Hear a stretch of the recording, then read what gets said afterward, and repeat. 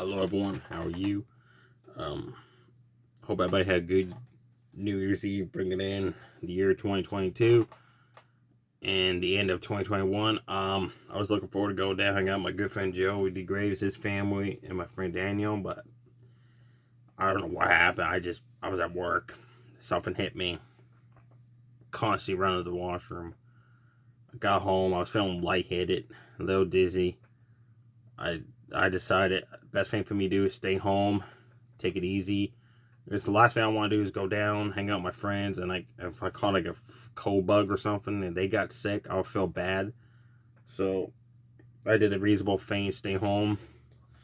Um, but I missed out also on doing my WWE pros and cons video with my good friend Joe D. Graves. We always do it for the past few years on his YouTube channel, Graves Geek Life. Check out that YouTube channel if you haven't yet. He talks about comic books, merchandise he gets. He's a huge He-Man, the Masters Universe collector, and superhero collectors, and he talks about wrestling.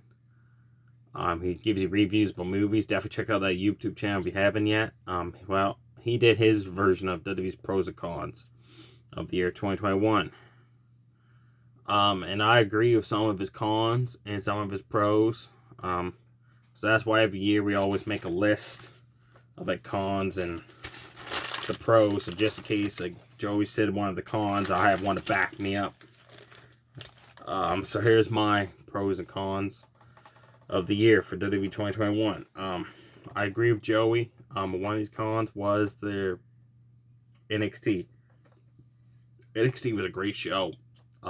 Triple H, when he was running it without Vince McMahon's approval, like Vince McMahon had nothing to do with NXT for many years.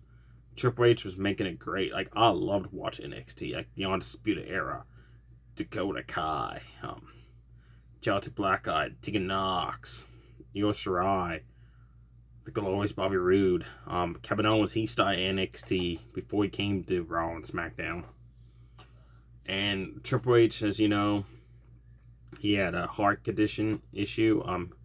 He had to stop running NXT for a while, go home and get better. So Vince McMahon took over it, and he's ruined it completely. He took something great and just threw it in the trash, and now you got this crappy NXT 2.0. I'm not a fan of it. Like, I can't even watch it. It's like watching like a talk show, basically. You get a couple matches and a lot of talking. And the talent that was great on NXT is now being used as basically jobbers to this new talent. The only good people on this new roster is Rick Steiner's son. That's it. All the rest I'm not a fan of. So that's my first con, was how bad the NXT's gotten. One of my other cons is the women's division. I love watching the women wrestle. And I've noticed all year, if it's not on pay-per-view, like if you watch our women's match on Raw and SmackDown, they're really short. Unless Charlotte Flair, Becky Lynch, Bianca Belair, and Sasha Banks in it. If one of those four are in it, the match goes long. If not, if you got like Liv Morgan versus Carmella, you're lucky if it lasts 2 minutes. And that's not good. They're going way back in the days, like when the women's division wasn't all that great to watch. And it's improved a lot over the years. And now it's like they decided to go back to the way it was before, which makes no sense. Give equal match time is what I'm saying. Give like Liv Morgan, Rhea Ripley, Nikki Cross, Carmella,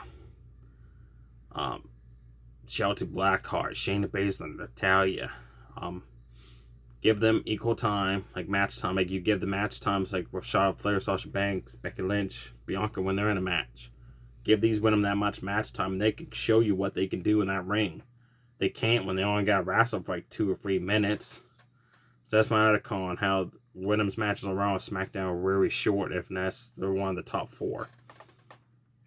I'll call it. Other one of my cons is the breakup of the Hurt Business. Great stable. Start off the year.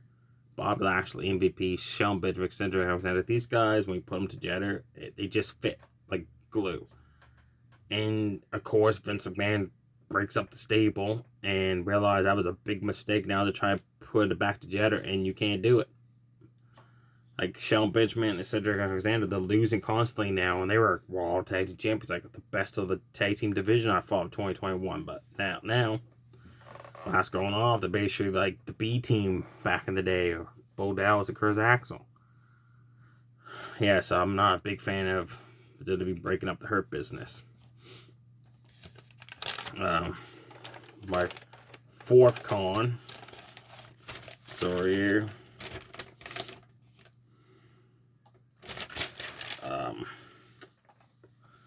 Roman Reigns is Universal Champion. Yeah, I agree with Joey that it's not good. The show starts off with him. In the middle, the show is about him. In the end, the show is about him mostly. He should have lost that title a long time ago. But for some reason, they let him keep it to probably lose to Brock Lesnar. And that's just like stupidity in my books. Like, nobody wants to see Brock Lesnar versus Roman Reigns for the 30th time. No one wants to see that. Also, the reason why I don't like all this is like they had a chance when Jimmy Uso came back from injury, joined Jey Uso. They should have had them fight Roman Reigns over the Universal title and take the title from him. That would have been really cool to see, but instead they made them his lackeys. And this whole bloodline thing, it's run its course. Get over it already. Just move on. Hopefully in 2022 there's no more bloodline. The Usos go their way. Roman goes his way. And not as Universal Champion. My last con was going to be about the amount of talent that was released, but my good friend Joey listed that as one of his cons. And the draft as well, but there was one other con I had, and that was AJ Styles. All year we've had to see AJ Styles team up with Omos, and it's not worked. AJ Styles is a great singles competitor. He doesn't work as a tag team partner. And all match, they're focusing on Omos, and it's not going to work. He's just not a big man that Vince McMahon likes. So my last con of the year is how AJ Styles was treated in WWE, being put as a tag team with a new guy. He's tried his best to make him look good, but he can't. AJ Styles needs to finally go back to being a singles competitor and show you how phenomenal he can really be in that ring. Now on to my pros of the year. It was hard, I agree, folks. It was hard to get a few pros. I was only come up with 6 of them. One of my pros, my very first pro of the year, was Ira Dragunov of NXT UK, finally defeating Walter's 870-day reign as United Kingdom champion and become the new United Kingdom champion. I'm a big fan of Dragunov. My mom is as well. I was so happy he was the one to defeat Walter for that title because that made perfect sense because of the history they had before NXT UK, the independent circuits and that. The whole rivalry with like them trying to get him to join Imperium and he didn't. And these guys put on a really great series of matches. If you haven't seen it yet, check out that match NXT TakeOver where Dragunov versus Walter, where Dragunov won. It was an amazing match. To me, that was match of the night. I'm very happy Dragunov's won the title. He's doing good as champion. I can't wait to see what 2022 brings him as the United Kingdom champion. So that's my very first pro. My second pro is Big E winning the WWE Championship. It's well deserved. It's about time. And he's doing great as champion. And I can't wait to see what 22 brings for him as well. Also, Xavier Woods winning King of the Ring. That was a huge achievement in his career because he always wanted to compete in the King of the Ring and win it. Now he finally got that chance and he won it. But I don't know what they're going to do with Kobe this year. Like, Kobe's got to give him a run too. I think have Big E's WWE champion. On SmackDown, have Xavier Woods as Intercontinental champion. Have Kobe go after the Universal Championship. Have him win that title. So that way all the New Day has a title in that. So that's my second pro. The return of Becky Lynch. Big fan of Becky Lynch. I'm so happy she came back. And it's a good thing she did. It's because Bayley was out with injury. Alexa Bliss got taken off TV with a whole Fiend gimmick thing that wasn't working for her and that stupid doll. So it's good timing for Becky to come back, to pick up the pieces and run with it. And she's doing the best she can as Raw Women's Champion. It just, like I said, the women's division was hurting with Bayley and Alexa Bliss like, what I'm trying to say is when Bayley was injured over on SmackDown, that hurt that show. And on Raw, you had Alexa Bliss, that's a very good talent, and she's being ruined being Bray Wyatt's weird poltergeist sidekick fame. And then she had that doll Lily, and that was stupidity. I don't know who the right mind backstage came up with that idea, but they'd be slapped in the face. So it's a good time for Becky to come back, that's what I'm trying to say, to pick up that women's division and get it back to the top, like where it should be.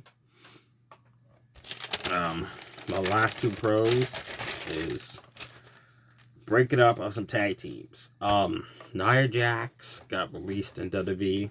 That's one of the good releases. The rest were bad. And Tamina and Natalya got broken up in the draft. I'm a big fan of this because Natalya and Shayna Baszler are really good talent. And them being a tag team partner to Tamina and Nia Jax was holding them down. Like, all matches. Like, you couldn't even watch the matches of Nia Jax, Tamina wrestled. And you could tell Natalya Shayna was like, seriously, this is what we're going to be doing now. So I'm so happy that those two tag teams got broken up. So now you get to see Natalya and Shayna do what they do best, and that is wrestle. And I don't know why they still kept Tamina around. My last pro of the 2021, it was a hard one to come up with, folks, but it's something I like, and that is SmackDown on TV is giving me a lot more title matches than Monday Night Raw has been. I like watching Raw and SmackDown. I like watching title matches and not just having to wait for a pay-per-view to see one. That's what I like with SmackDown. You guys see title matches. Like that match with Shinsuke Nakamura and Jeff Hardy over the Intercontinental Championship. That was a very good match. Then you guys see Bayley when she was SmackDown Women's Champion for the last year. She defended that title on SmackDown quite a lot. Yeah. So that's my last pro. Having the title matches on SmackDown more constantly than just waiting on pay-per-view. I wish Raw were to do that a lot more often. Have title matches on Raw. Not the 24/7 title, I don't count that. But have other title matches on Raw and then it's just waiting on pay-per-view. So there you have it, folks. It was a tough year to have some pros for WWE this year. But I would manage to come up with 5 of them. Stay safe, everybody. Hope 2022 brings you a good year. Goodbye.